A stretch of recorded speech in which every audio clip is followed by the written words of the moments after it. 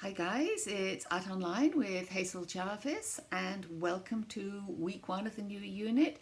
And today we're going to paint a seascape, but a seascape looking through a window. So this is our inspiration image, and the bottom is a little blurry because it was taken at sea and it was dark. But I've always loved the mood behind this picture, so this is what we're going to do. As always, I start with some thumbnail exercises. I want to see whether I want to go with a horizontal format like this or whether I want to go with a vertical format. It's going to be a predominantly blue painting, so I work out my color palette before I start and then I'm good to go. I'm going to do a vertical format, and the first thing I want to do is just draw out the outlines. So no ruler please, because rulers always look terrible. You're going to put the pencil to the paper, you're going to lock your hand, and you're just going to move your arm and just go slowly across the page to get a nice straightish line. Don't worry if it's not terribly straight. Lock your hand, don't move it, move your elbow. Turn the page, same thing, pencil to paper, lock your hand, move your arm very slowly across the page. Decide how much sky you want and how much sea and mark that off. I'm going to have quite a lot of sea and less sky, so about 3/4 of the way up I draw in my sea line. And then you just want to mark where the halfway point is for your window frame so that you don't put everything actually on that halfway point. Like for this painting, I'm going to be using the Studio Fabriano cold press because it's nice and dimply and it's easy to paint with, and it's wonderful for an atmospheric sky and for washes. So for my sky, I'm going to use a combination of turquoise, number 63, and the cobalt blue French ultramarine colour in your palette, which is number 64. So you're going to just pre-wet the sky, just very lightly, just put in a little bit of colour and a little bit of water, just like that. And then starting at the top of the page, and you want to go nice and dark, you go across with a fully loaded brush, and I repeat that twice. And then I want it to go quite dark at the top, so I add a little bit more indigo to the top. Just a little bit, so it's going to be nice and dark. And then I start to pull the paint down because I want the sky to go lighter at the horizon. So I take a little bit more water. And I just slowly go across the page, just like this. So I'm not adding any more paint, I'm just adding water to my mix.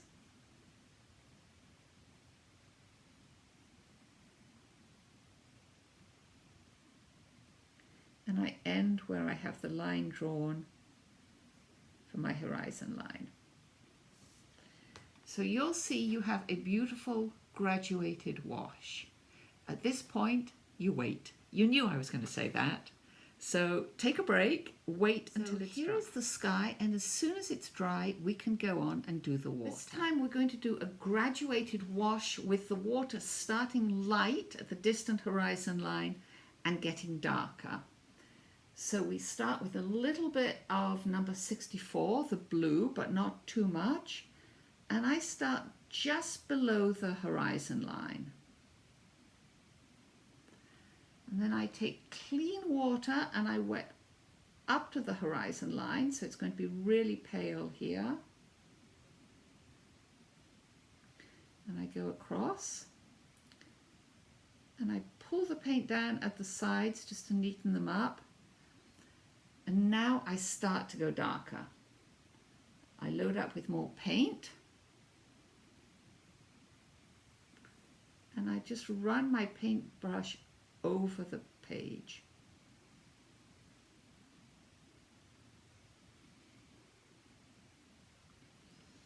And now I mix a little bit of indigo with this mix.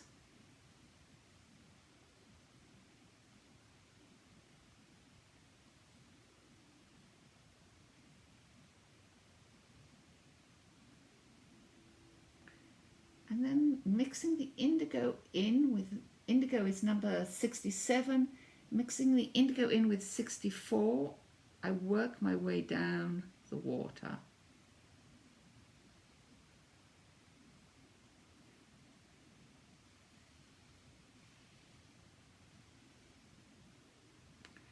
Just gently pulling the colour across.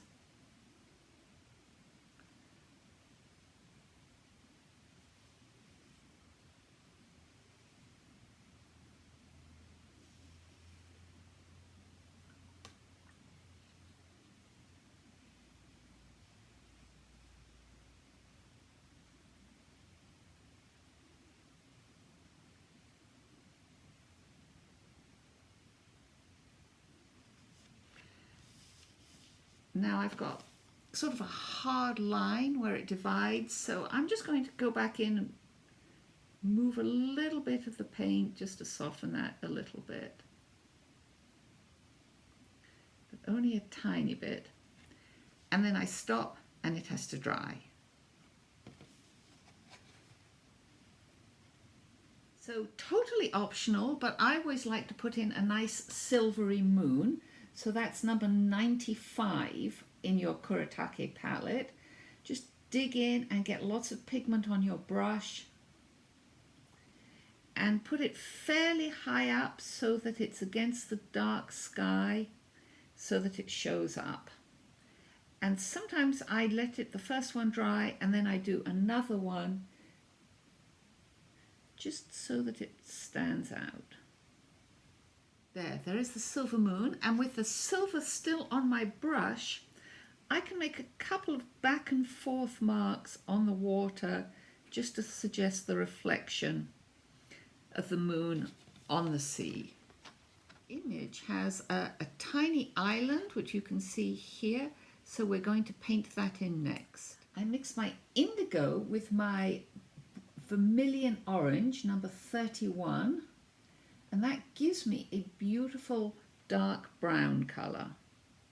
And I just lightly paint in a tiny little hump on the horizon line to suggest an island.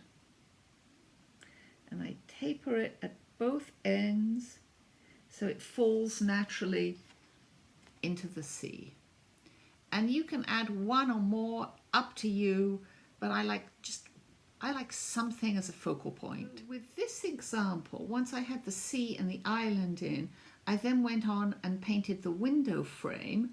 But if you decide you want something extra, you can always add a ship sailing through. It's totally up to you. I use the white paint for the sails so that it shows over the blue.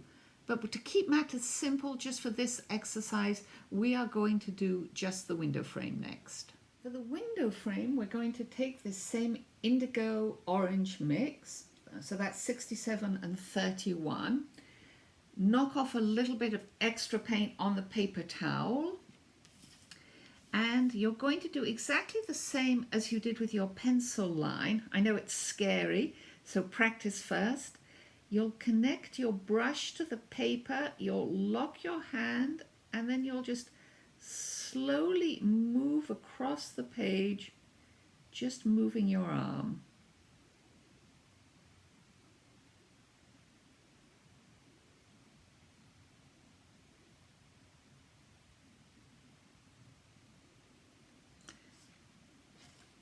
And here you see the start of the window being filled in. So you can stop at this point, and I actually think that this is rather a beautiful study, just as it is. But you can extend that idea.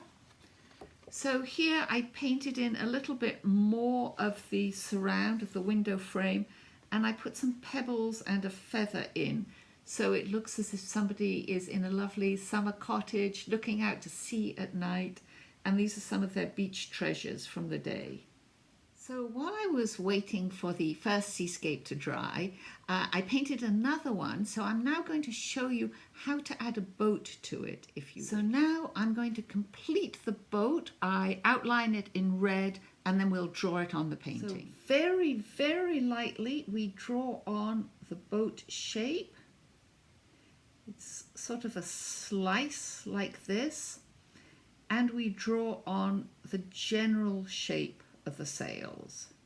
We take our basic orange mix, and that's the vermilion number 31 with just a trace of indigo. And we lightly draw in the boat. Maybe less indigo, more orange. That's better.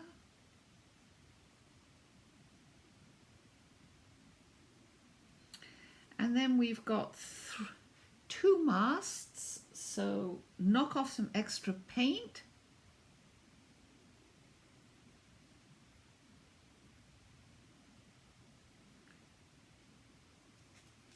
Draw in your mast.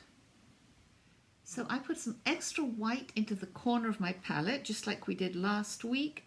I mix it up and then I very, very lightly and gently paint in the sails with that white. You can add the little flags at the top. I always think they're a lovely detail to add. So luckily for us non-sailors, I think the less that you do, the better it actually looks. Now have a couple of different versions, and you could leave this just like this with this frame suggesting the window. Or because I splotched and blotted my hand in the wet paint, I added some pebbles, but you could also take this one step further. If, like me, you're a stamp collector, you could consider adding a stamp that recalls sort of Maine blueberries, these beautiful Canadian stamps. So you could also consider using some painted paper or a bit of an old atlas or a map and adding some collage elements. So I think the idea of the window frame adds a lovely frame. It's a lovely pictorial device. It helps you keep the image manageable and under control. And in a sense, since we're all just emerging from lockdown, I guess we're still at that point where we're looking out into another world. So I hope you all enjoy these seascapes, however you do them. And I can't wait to see what you do. So thank you so much.